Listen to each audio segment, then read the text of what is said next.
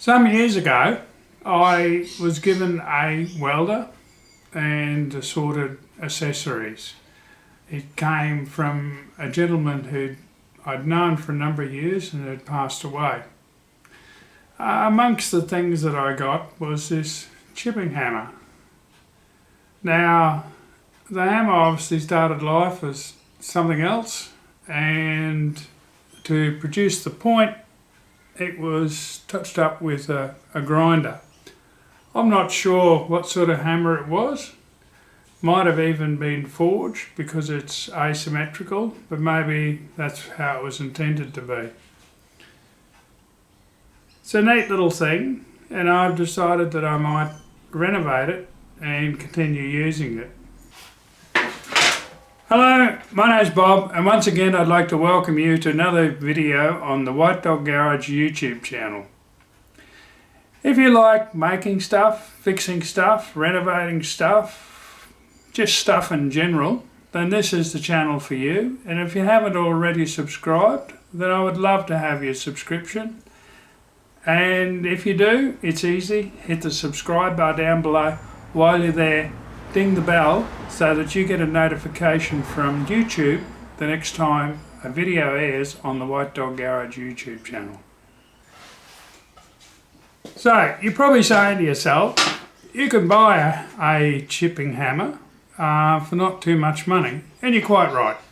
You can get one like this. It's less than $10 Australian, $7 US, £5 in the UK, thereabouts. However, I hate to see old tools go in the bin, and it's probably worth a lot more than the hammer is worth to fix it, but that's my intention. Now, it comes with a few features. As you can, if you can see here, there's a couple of screws that have been driven in to wedge the handle.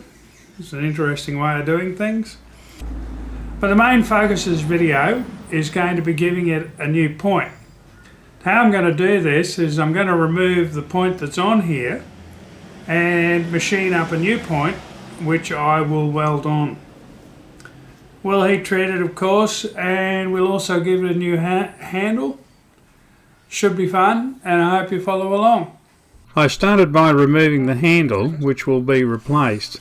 The handle had seen better days, so a new one wouldn't do any harm.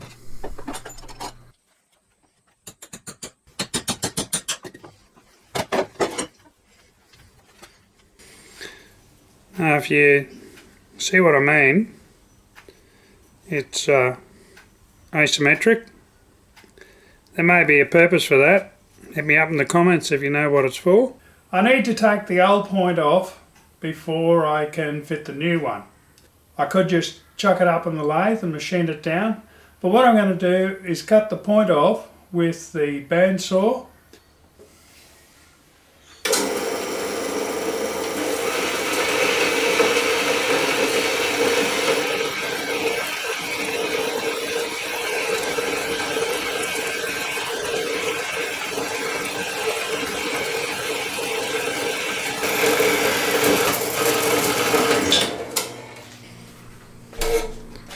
This is a lot quicker method of removing this spike than doing it on the lathe.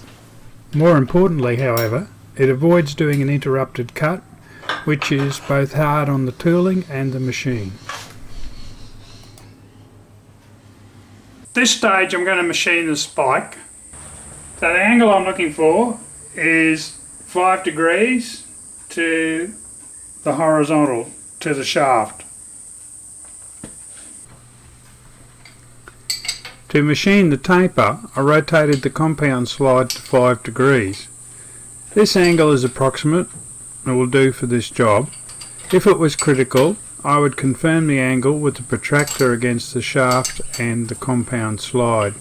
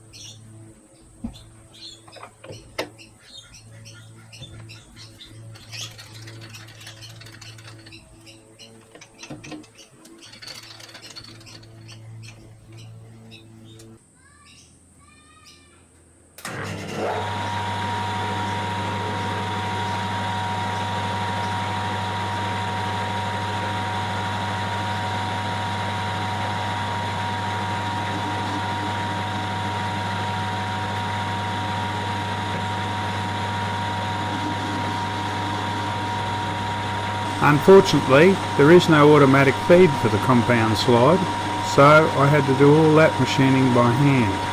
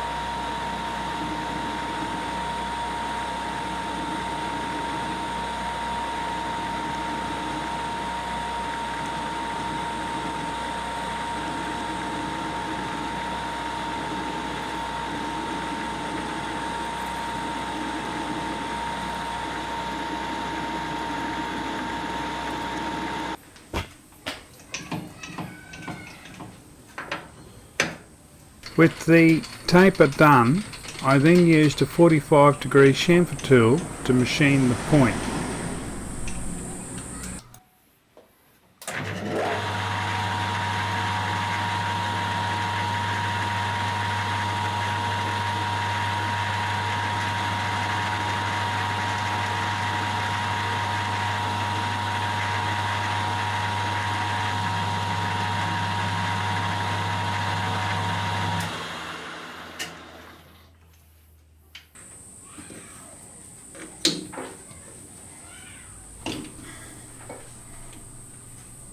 Moving this bike forward enabled the other end to be machined and then cut off. This end will have a bevel to allow for welding, and will finish with an 8mm diameter pin which will be used to locate it on the hammer head.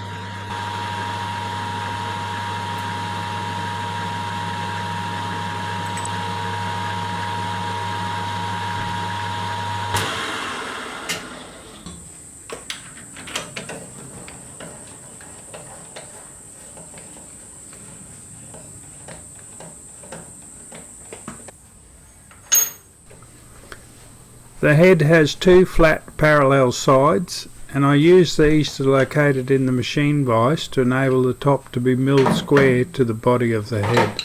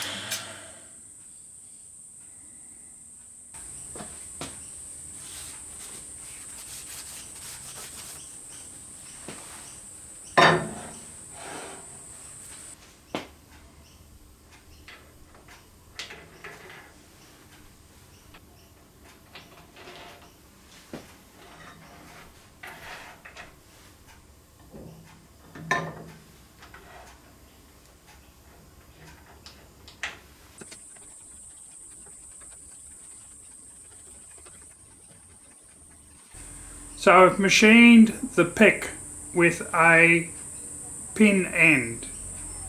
The idea being that I will machine a recess in the top of the hammerhead, and in that recess the pin will fit, and that will keep it aligned for welding. The trick, of course, with the forged, I think it's forged, I really do, is trying to find reference points. So I spent a bit of time measuring, and I have found a centre line here. You can see that centre line lines up, well, I hope you can see, that centre line lines up reasonably well with the cutting edge. I have found another centre line running down the front of the hammer, I guess I'm looking for centre on where the handle comes in, more so than, as you can see, the centre pin is somewhat offline. Having done that, I have created, and I hope you can see this well enough, I've created my centre point there, and all that remains is the pin here is an 8mm diameter pin, and I am going to machine a recess with a slot drill just in the top here on the centre. That will position it and we'll be off to welding it. So I've set up that axis parallel to the angle block, and this axis is vertical to the table. Not an easy thing. Bit of packing out here, a screw and a little bit of packing material in behind to just get it right, and then the one bolt holding it. More time in setting this up correctly than there will be in actually machining the recess.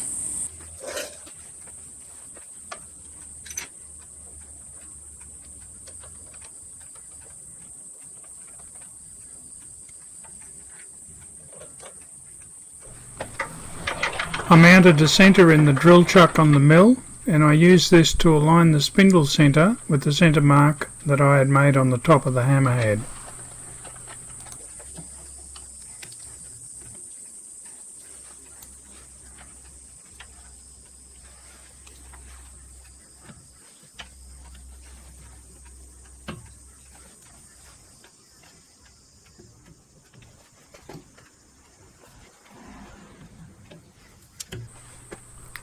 Having fixed the centre position, I locked the table in place, swapped out the drill chuck for the collet holder, and went on to machining the recess.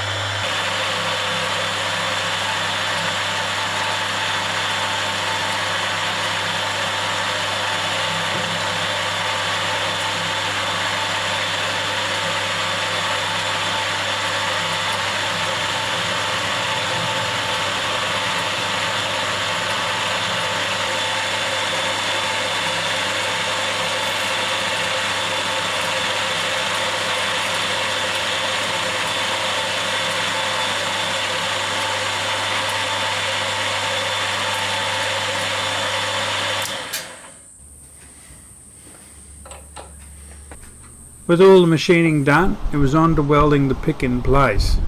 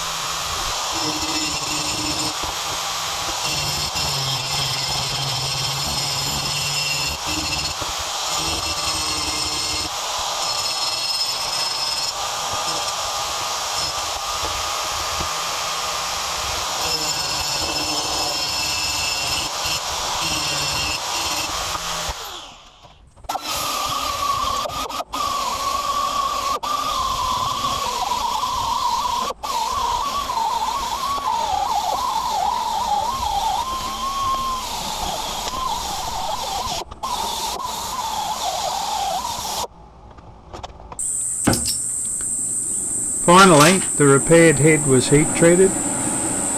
First hardened by heating to cherry red and quenching in water.